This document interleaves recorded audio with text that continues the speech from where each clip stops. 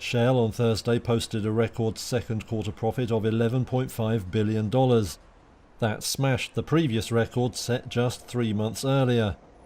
Energy giants Shell and Total have announced yet another quarter of record-breaking profits. With gas prices perched at record highs, you can hear the frustration. Man, it's ridiculous out here.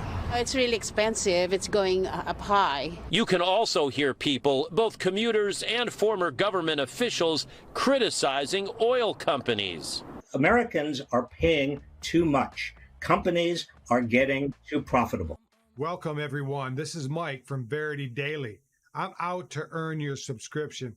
If you find value in this video, if you would, make a thumbs up, share this video on your social media platforms with your friends, your family, your neighbors, anybody you come in contact. I appreciate it. It helps my ego. Let's get into this video.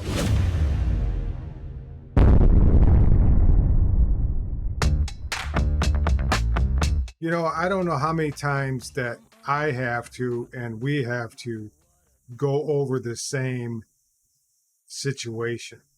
You know, I look back through years and years of how everybody felt when the gas prices were too high, right? We always feel like the gas is too high, right? So, I mean, I can go all the way back to the 1970s. Gas was too high, right? And I told the story about, you know, putting a couple bucks of change into the gas tank so we can get around town, you know. And now it seems like you can't put a couple bucks in it, get around town. You got to put 10. So my only issue with a lot of this is, okay, so normally what happens when the prices go higher and oil goes higher is that there's a hurricane or there's a war or there's, you know, a catastrophe in one of the oil fields or one of the refineries went down, you know, something out of the ordinary. I remember always used to be something that would happen. And I don't know a lot of times if the price of gas has to go up. I don't know if it's like where you're at, but that gas is sitting in a tank. I don't know how long underground at the gas station for whenever, how long, right?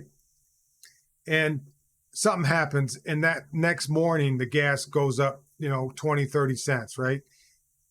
But it's still the same gas that was bought at cheaper, 20 or 30 cents cheaper, right? So instantly everything goes up. Now, I don't know if the gas station makes that money or if the oil companies make that money or the distribution company makes that. I mean, I don't really care. All I know is that I can't fix it, right? And they say supply and demand, which makes sense.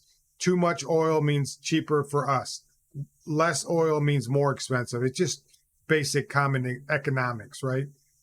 But what's going on now is a manipulation by our government, okay? And this is what pisses me off, is that they refuse to, you know, put up more leases. Now, I've seen contradictory things. I see where the oil companies say that they're not going to push any more demand than they already had, you know, put into effect already for this time of year, right? Or this time of the situation. So they're not going to go out there and pump more oil or less on a whim, right? And I can understand all that. But what the situation is that it's a constant fluctuation. I don't ask for the government to get involved.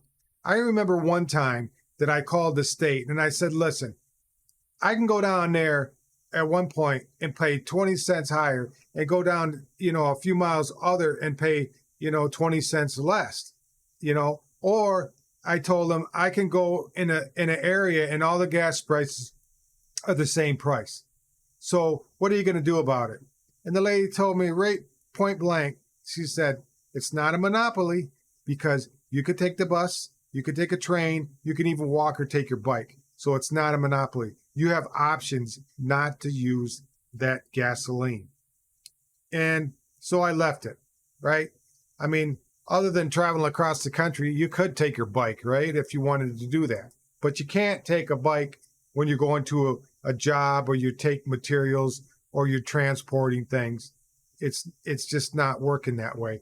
And this is a manipulation. I don't care how they spin it, who spins it, is that they can come up with that money for Ukraine. They can come up for money for the green deal, what they wanted. But they don't want, I don't care which side the aisle is. They can find some way to fix this inflation and the oil prices, right? I mean, they can come up with something, right? We're taxed to death already. Now, listen, I'm not going to bring up everything everybody knows. It's killing us. I mean, I go shopping, I go buy things, and I know what it cost last year and the year before. Right now, it's double the price. I don't care what anybody says. The price that we're paying is 25, 30% more, or 50%. You know what? I went out and bought some beef, Hamburg, right? I bought a couple pounds. Normally, you know, it costs, $9? You know, now it's 20. I mean, that's ridiculous, right? I don't have a cow that I can go out there and butcher and make my own, right? It's just, it doesn't work that way. And I think this is all manipulation. I really do. They're focusing on, you know, the environment. They're focusing on collapsing the middle class. They're focusing on, you know, what it does hurt is the minorities. It hurts the lower class because they're paying more. I was in the store today, and the gal says, you know, they're thinking about raising the minimum wage up to $15. Well, what's that going to do? That's still a poor man's wage now, right? I mean, if you're talking things going up 50%, it gets to be nonsense. I mean, I don't, you know, it's just utter nonsense. And, you know, I'm reading this article, and it came out today, and it says, what it said, Exxon earnings season is here, and energy companies are booming. They're actually booming. I mean, they're making tons, billions of dollars every quarter.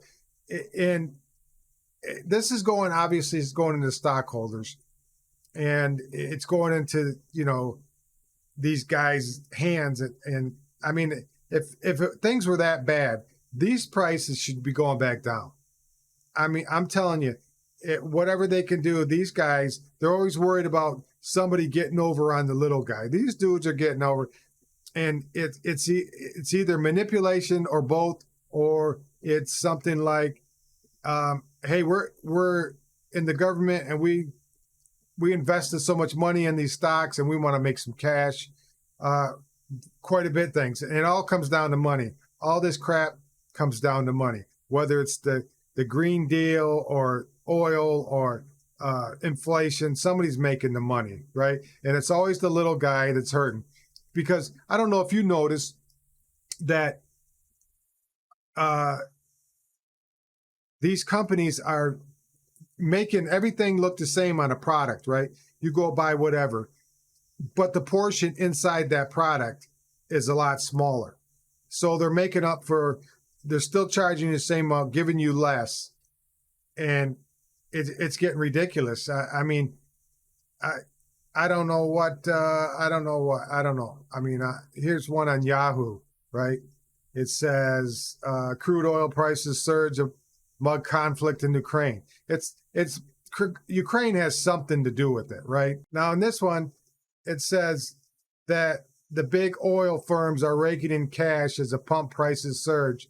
Shell on Thursday, July 28th, posted a record quarter profit of $11.5 billion. That's with a billion, with a B. They smashed the previous record set just 3 months earlier. The firm benefited from a rapid rebound in demand after end of global lockdowns.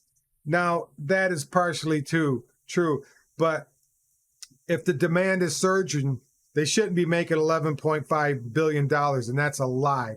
The reason why they're making so much is because before the lockdowns, gas was under $2 a gallon, okay? This is bullshit. This is not because of the global lockdowns. And now that next paragraph says that crude oil prices have also surged amid conflict in Ukraine. Yes, but it's not the only reason, right? And I'm still getting back to my original thought, is that this is a planned deal. They want them prices up, not only to make more money for these guys, these freaking robbers. It's because they want to cripple the everyday guy, you and I, and just pummel us into oblivion. I'm telling you, that's what it's all about. You watch. People are gonna, what's amazing to me. What's amazing to me is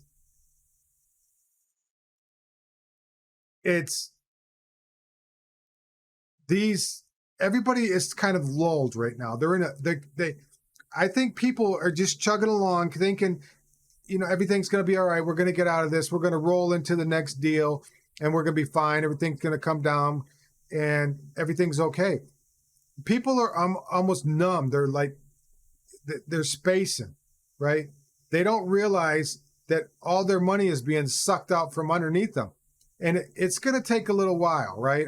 I believe it's going to roll into, and what's happening a lot of people are getting into debt. They're getting into more debt. They're spending more of their savings. They're using more of their money. I think I seen one statistic that said that people are up to 90% of their weekly earnings to pay for all the expense. Now, I don't know about you, but I just went down and complained to the area where I lived, and they're charging me for sewer. I don't have a water. I have a well. And the price went up 35%. And they said, oh, well, it's not nothing to do with us.